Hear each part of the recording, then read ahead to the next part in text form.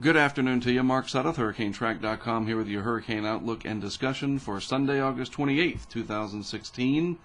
When you see all of this activity up here in the headline area of the Hurricane Center's website, you know things are getting busy. I want to start first in the Central Pacific, where we have Tropical Storm Madeline. This is the latest information from the Central Pacific Hurricane Center. Let's see if I can get a better, larger graphic. There we go. So Madeline is expected to never become a hurricane, so that's interesting, and probably will pass as much more of a low-level swirl and a little bit of moisture south of the islands than anything else. So still the potential there for some heavy rain and some gusty winds, but that's about the extent of it, so that's great news there. Meanwhile, if we go back and look at Lester, if I can get to that, this is a hurricane, and this is still in the Eastern Pacific area of responsibility for the National Hurricane Center, and this is a hurricane already forecast to basically take a west to west-northwest track. There is Hawaii beyond the 5-day time frame, so you could extrapolate this out. If that's 4 days, 5 days, maybe 6 days here, 7 days maybe over here. We'll just have to wait and see. Does it go north, right over that, or south of the track? We'll wait and see. We have more than a week until this would be of any concern directly. This will be sending some pretty large swells out ahead of it, and those will reach the Hawaiian Islands, providing for some additional surfing opportunities. But it's different when you have hurricane swells, and the direction that they come in makes a big difference, and those who surf out there know that. So I'm not going to worry about that too much. That's out of my area of expertise.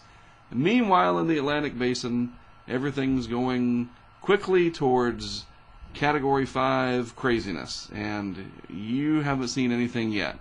When this system here especially gets going and becomes a hurricane especially, the pattern is such that it has the chance to make it all the way across and affect somebody in this giant landmass that we call North America. And maybe even south of there into Central America. A lot of places are in play with this one, including folks in the Lesser Antilles. I would be more worried about the northern leewards and then the Greater Antilles here, and then along the East Coast and Southeast especially, but even all the way to Texas. I mean, you know this. If it's all the way out there, it's like somebody firing an arrow. It's got to land somewhere, and this is a big target over here, so we definitely have to watch. This is Tropical Depression number 8. Going to head real close to North Carolina and then probably turn out to sea. We'll have to wait and see about that. And then we have pesky 99L down here trying to make something of itself before other systems do and steal the name Hermine, which is what it was promised way back in the day.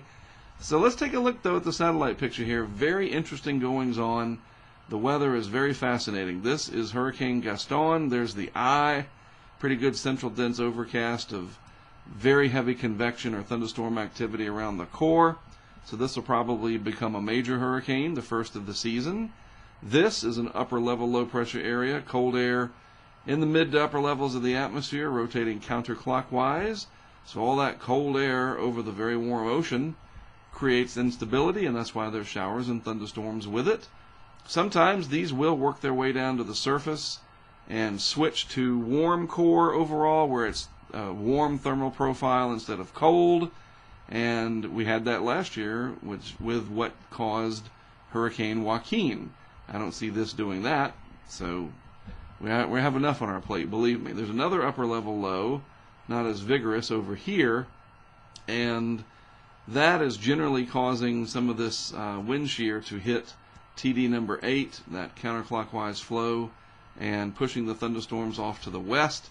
Otherwise, this would be ramping up really fast on its way towards the North Carolina coast. It's not out of the question that this will actually graze Cape Hatteras and the eastern outer banks of North Carolina, as opposed to the, further down and north. I think you think about Currituck and areas north of there into Virginia Beach, not part of the Outer Banks, but if anywhere, it would be Rodanthe and Cape Hatteras proper, maybe Ocracoke. If you know your geography of that area, you know exactly what I'm talking about. Meanwhile, down here, Invest Area 99L, trying its darndest to hold itself together so that it can get into this region in here where the shear is lower. Because look what's happening, and I'll show you this on a map in just a minute. The winds around this not only affecting TD8, but they're coming around from the north, pushing these thunderstorms down to the south. So this upper level low is what's keeping everybody from getting their rear ends handed to them right now by hurricanes in the western Atlantic basin. There's no doubt about it. Without that shear, TD8 would be well on its way to strengthening rapidly, and we would probably already have a hurricane coming through the Florida Straits here.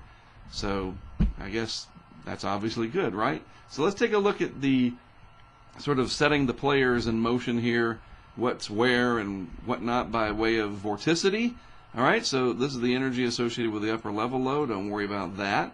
This is TD number 8, pretty well defined. This is the round signature of 99L. There's Gaston, nearly perfect there, the symmetry, etc. Energy trying to feed in towards Africa that'll develop that low that I'll show you in a moment. And it's just all coming together now. And this is some energy over here on the Texas coast that didn't have a chance to develop coming out of the Gulf of Mexico. So the wind shear, this just kind of the upper level winds anyway, not necessarily the shear map, but you can see that upper level low right here, counterclockwise flow.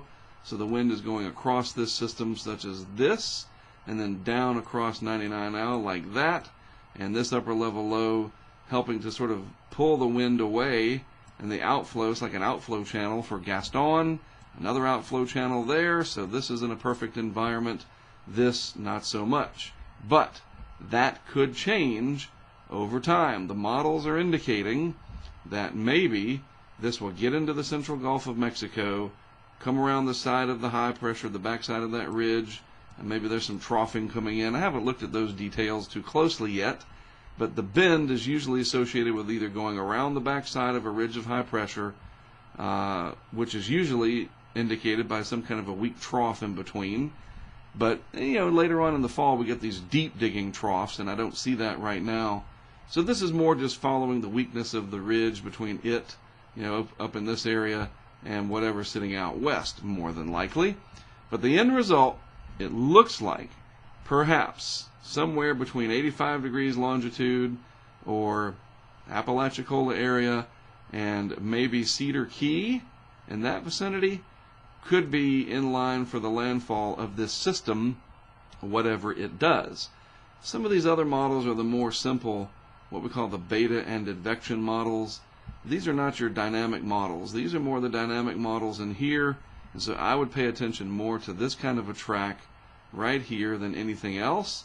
Not out of the woods, yet, not out of the realm of possibility. And if you're in Tampa, you're not out of the woods, is what I was trying to say, all in one sentence. Hard to do that. But none of the models bringing it across there any longer, which is great news. The H-Wharf was close enough recently with its track, so we'll have to wait and see what happens with all of this if it develops. Once it does, assuming it does, that'll really help the models initialize better, and the recon crew is headed out there now.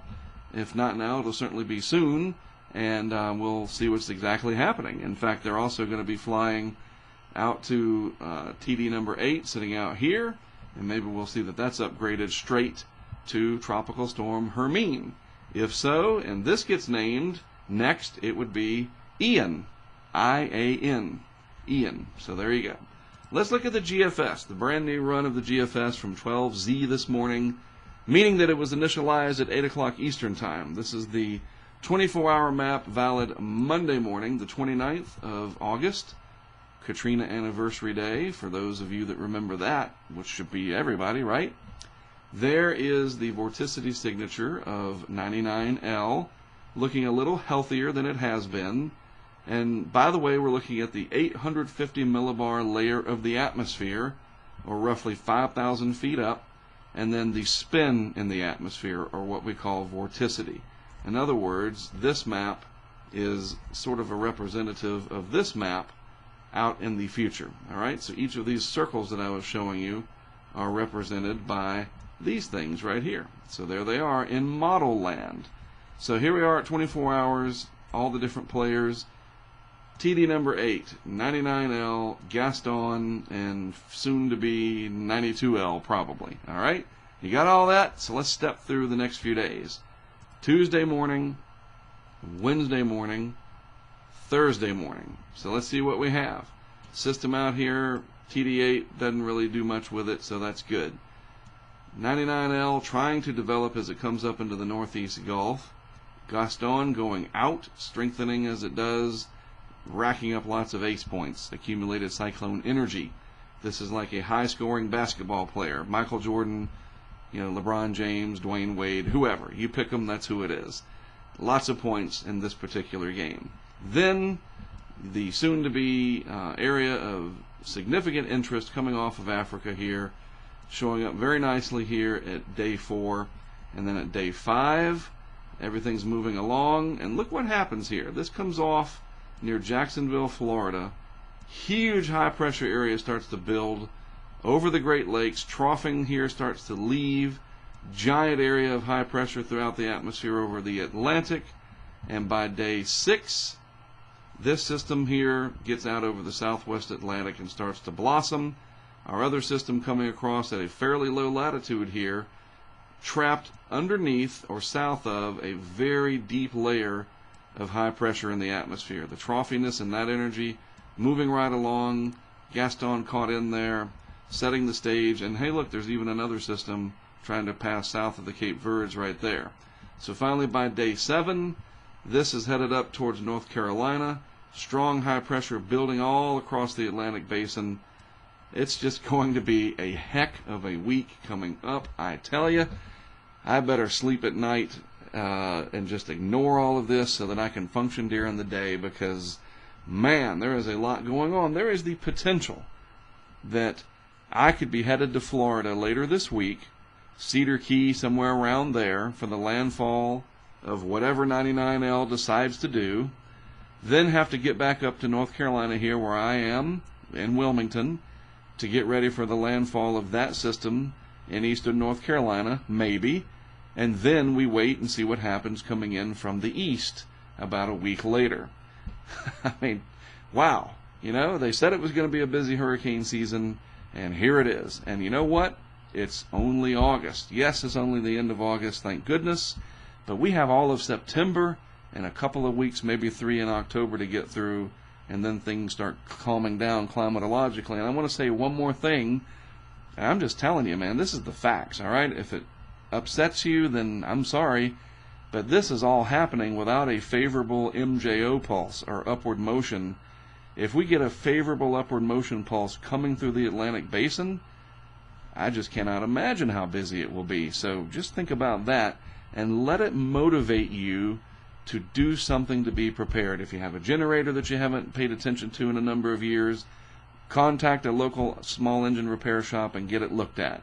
Buy a couple of extra gallons of water here and there and just start saving them up. Things like that you can help to reduce the stress. Go ahead to Lowe's, Home Depot, or Walmart, or wherever, and get a couple of 5-gallon gas cans. Save them. Don't fill them up with gas yet, but if we get a hurricane threat, those things are going to just right off the shelves. Trust me. Little things like that will save you tremendous stress later. This is what all of these signs should help motivate you to do. Believe me, I've been in over 20 hurricanes myself, most of them on purpose. I know what I'm talking about. All right? So with that, have a great rest of your Sunday afternoon. Don't want to leave you too rattled, but I got to motivate people to pay attention and take the right action to prevent loss of life, number 1, and to mitigate property damage, number 2. And that's my job. And I go into the field and show you what happens when, in fact, it happens. All right? Have a great rest of your day. I'm Mark Sudduth, HurricaneTrack.com. We'll be talking a lot more in the week ahead.